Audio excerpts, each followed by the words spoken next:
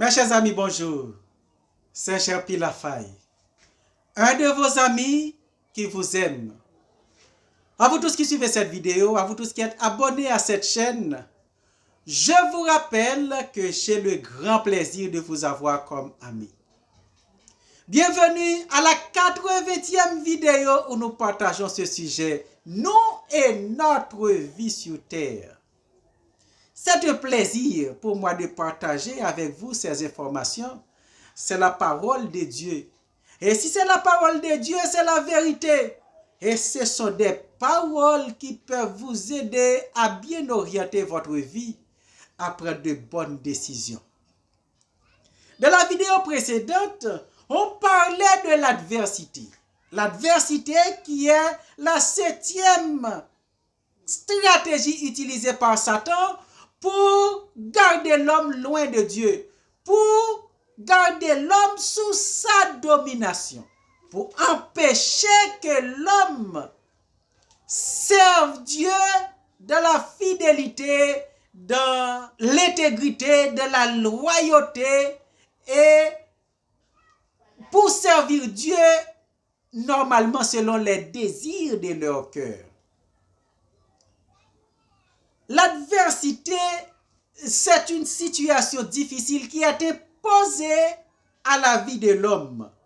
Et on avait vu que l'adversité a 3 sources.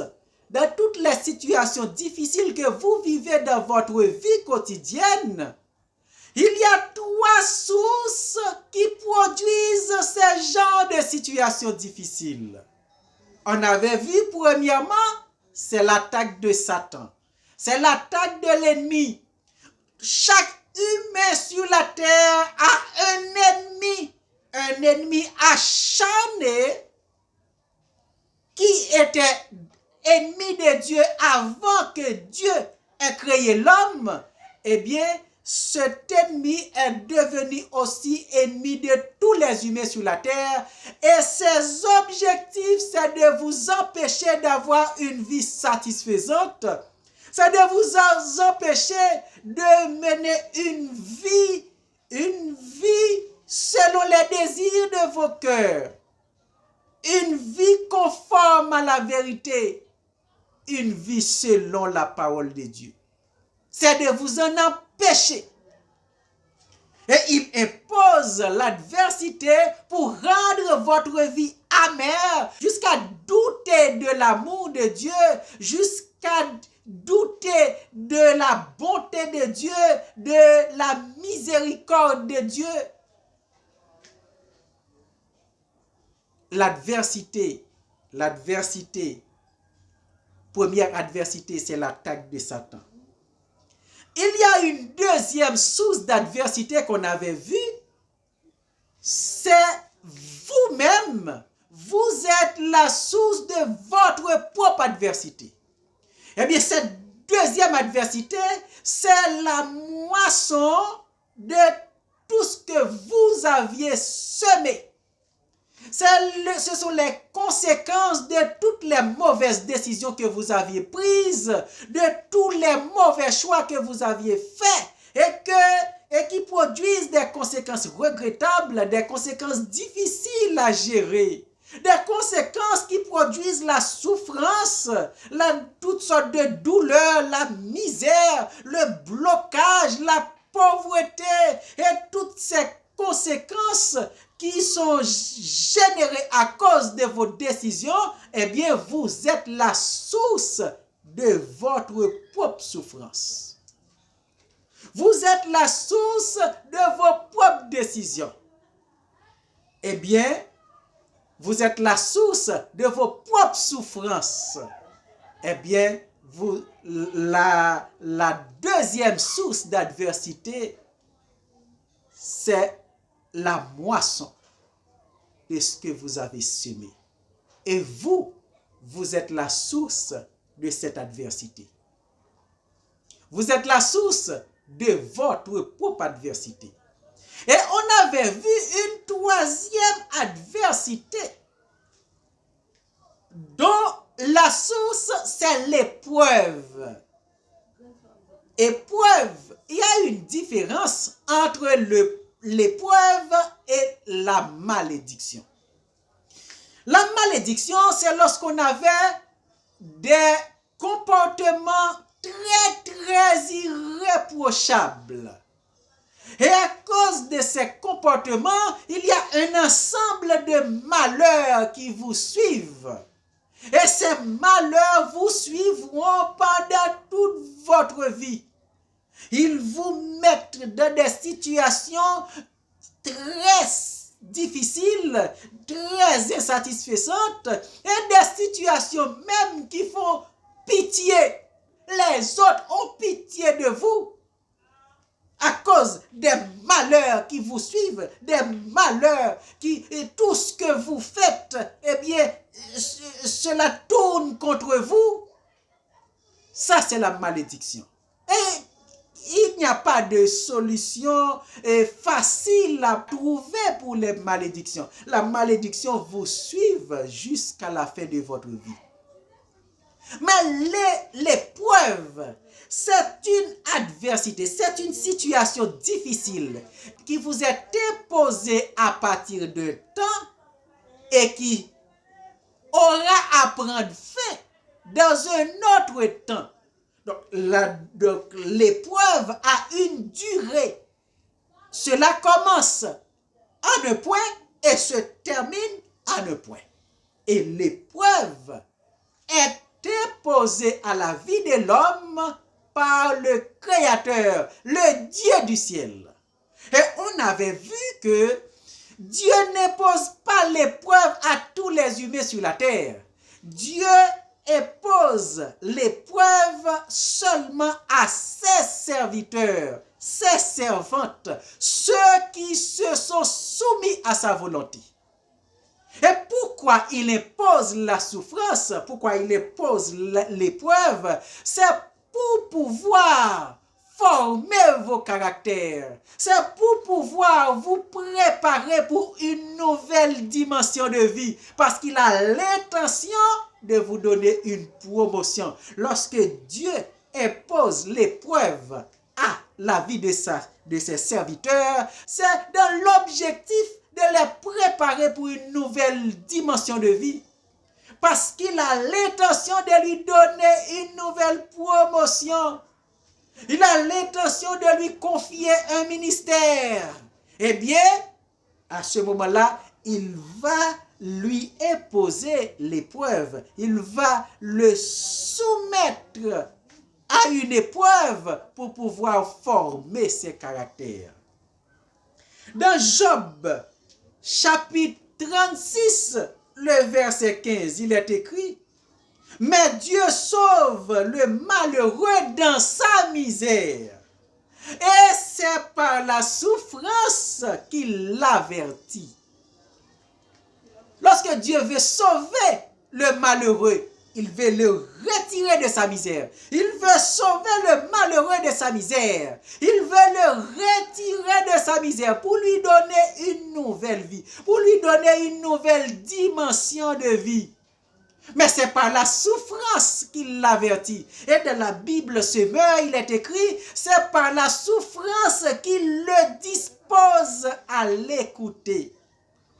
Dieu utilise la souffrance pour former le caractère de son serviteur. Il utilise la souffrance pour former ce serviteur, pour lui préparer pour une nouvelle vie, pour une nouvelle promotion, pour un nouveau ministère.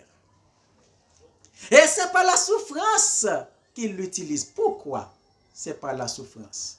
Mais lorsqu'on est soumis à des situations difficiles, on est connecté mieux de la prière. Et tandis que pour préparer votre caractère, Dieu veut attirer toute votre attention vers lui-même. Eh bien, le chemin du désert, c'est le chemin qui est efficacement utilisé par Dieu pour attirer l'attention de ses serviteurs uniquement à lui-même. On va prendre l'exemple du peuple d'Israël dans le désert. Il y a le chemin du désert pour le peuple d'Israël. Ce chemin du désert, c'est c'était l'ombre des choses à venir. À chaque fois que Dieu veut donner une promotion, une nouvelle vie, une promesse, une terre promise à ses serviteurs, il utilise le même processus, le chemin du désert, qu'on appelle l'épreuve, qu'on appelle aussi l'école de Dieu. Lorsque dans le désert, Dieu a voulu avoir toute l'attention du peuple d'Israël, il l'amène dans le désert. Écoutez ce qui est écrit dans Exode, chapitre 13, les versets 17 et 18. Lorsque Pharaon laissa aller le peuple, Dieu ne le conduisit point par le chemin du pays des Philistins, quoique le plus proche, car Dieu dit, le peuple pourrait se repentir en voyant la guerre et retourner en Égypte. Mais Dieu fit faire au peuple un détour par le chemin du désert vers la mer Rouge. Les enfants d'Israël montèrent en armes hors du pays d'Égypte. Ainsi, Dieu a fait un détour. Lorsque le peuple devait sortir d'Égypte pour aller à Canaan, le chemin le plus court passait par les pays des Philistins. Mais Dieu a résolu que pour passer par les pays des Philistins, il y aurait beaucoup de guerres. Et ces guerres seraient pour le peuple une occasion de chute, une occasion de se repentir pour vouloir retourner en Égypte. Il fait de préférence un détour pour passer par le chemin du désert. Et dans le désert, là, il y a une autre opportunité qui est offerte à tout le peuple. C'est que dans le désert, il y a possibilité de former leur caractère. Il y a possibilité de faire de nouvelles expériences avec Dieu. Il y a de nouvelles possibilités de se renforcer sur le plan spirituel, d'avoir la maturité spirituelle. Dans le désert, mais Israël n'avait aucune relation avec personne d'autre que Dieu. Toutes ces relations diplomatiques ne peuvent être faites qu'avec le ciel. Toutes les relations ne peuvent être établies qu'avec le ciel. Pour avoir leur nourriture, mais cela vient du ciel. Pour avoir l'eau à boire, mais c'est le ciel qui planifie. Il y a un rocher qui les suivait dans le désert. Mais ce rocher était le Christ. Ce rocher était le Christ. Ainsi, avec seulement Dieu, il avait des contacts. Avec seulement Dieu, il avait des relations. Et ils avaient le privilège de voir toutes les manifestations de la présence de Dieu. Il avait le privilège de faire de nombreuses expériences avec le Dieu du ciel. Eh bien, dans tous les chemins du désert, il y a cette possibilité qui est offerte à tous serviteurs de Dieu qui sont amenés dans ce milieu, dans cette situation pour pouvoir faire de nouvelles expériences, pour pouvoir former le caractère et pour pouvoir grandir en maturité. Cette possibilité est offerte à tous les serviteurs qui sont soumis à l'épreuve par Dieu. Eh bien, dans le chemin du désert, il y a la maturité, il y a la croissance, il y a toutes les préparations qui sont faites pour pouvoir faire de bonnes utilisations, pour pouvoir faire bonne gestion de toutes les bénédictions qu'on aura à recevoir dans les promesses. Ainsi, l'épreuve est une école de Dieu. L'épreuve est une décision de Dieu. Lorsqu'on est soumis à l'épreuve, on n'a pas à accuser Satan et on n'a pas à accuser soi-même. Mais Dieu en est responsable. Dieu en est la source. Prenons l'exemple de Job. Un exemple vraiment évident où Job n'a rien fait de mal. Job n'a pas été un serviteur infidèle. Job était protégé contre toutes les attaques de Satan. Il était protégé, Satan en témoigne dans Job chapitre 1er verset 10, où Satan exprime ses désirs de détruire Job et tout ce qu'il possède. Mais il ne pouvait pas à cause de la protection de Dieu. Et donc ce n'est pas Satan qui a pris la décision d'attaquer Job. Et ce n'est pas non plus le mauvais comportement de Job, les mauvaises décisions de Job qui ont causé ces épreuves. Mais c'était la décision de Dieu.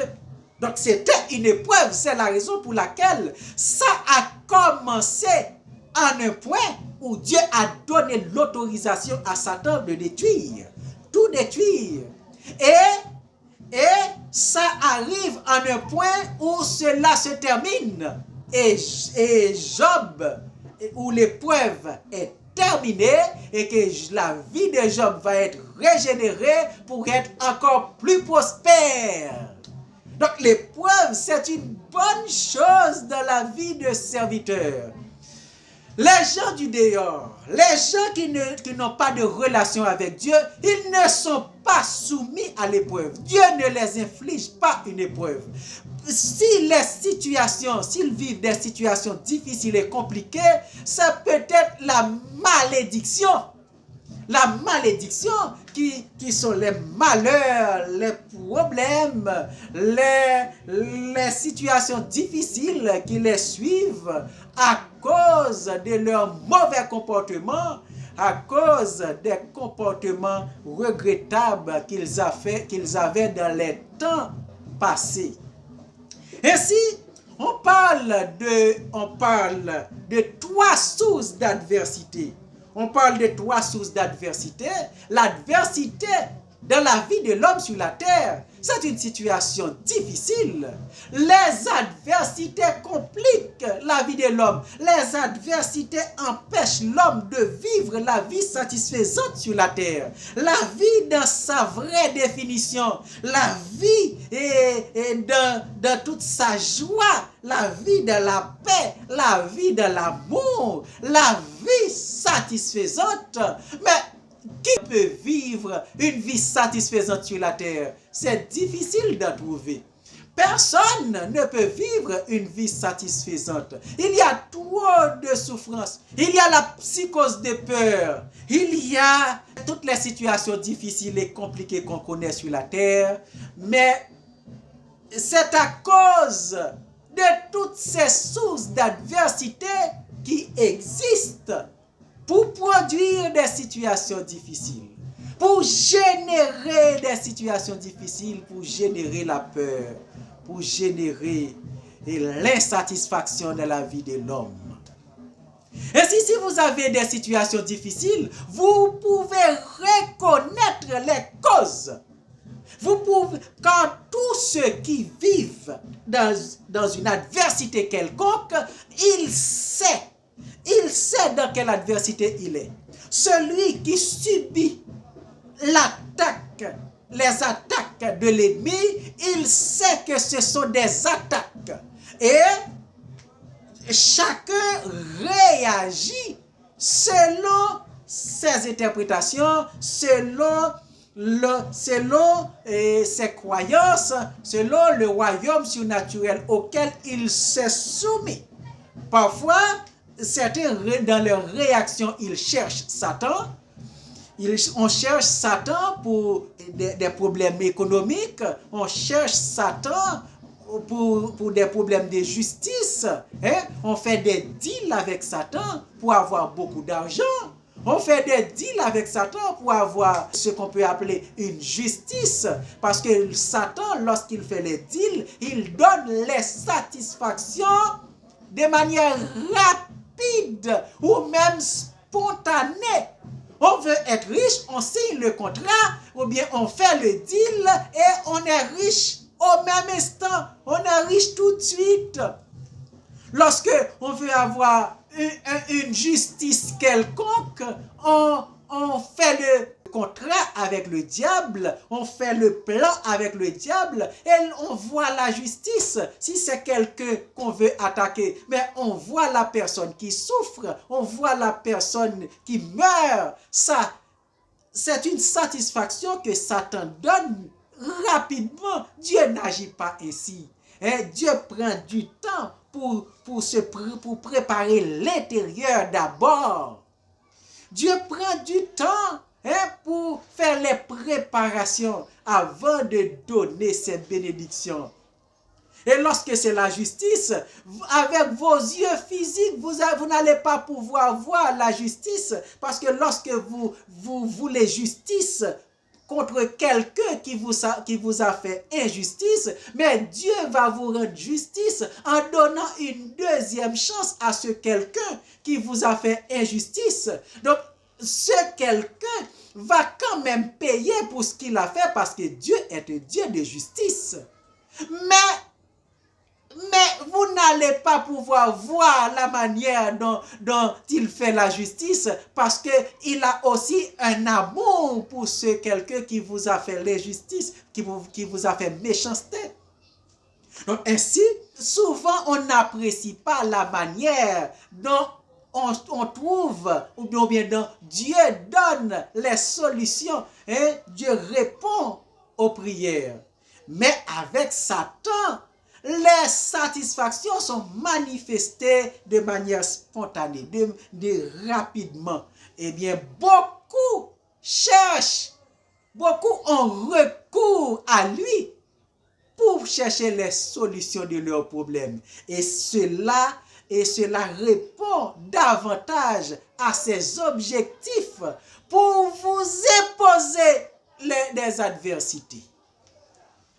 Donc, dans ces trois sources d'adversité, vous pouvez reconnaître de quelle source qui produit vos souffrances, quelle source d'adversité qui produit les situations difficiles auxquelles vous êtes soumis.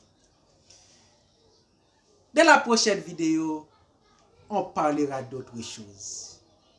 Éternel Dieu des cieux, je te remercie de ce que tu nous as permis encore une fois de partager ta parole. Merci pour tous les amis qui écoutent ces paroles. Permette, oh Dieu, qu'ils puissent les utiliser à bon escient pour pouvoir prendre les décisions qu'il faut pour que leur vie soit heureuse depuis sur cette terre pour l'éternité. Au nom de Jésus. Amen. Partagez la vidéo, ajoutez un like, abonnez-vous pour ne pas rater la prochaine vidéo et dans vos commentaires, faites part de vos questions. À bientôt. Que Dieu vous bénisse.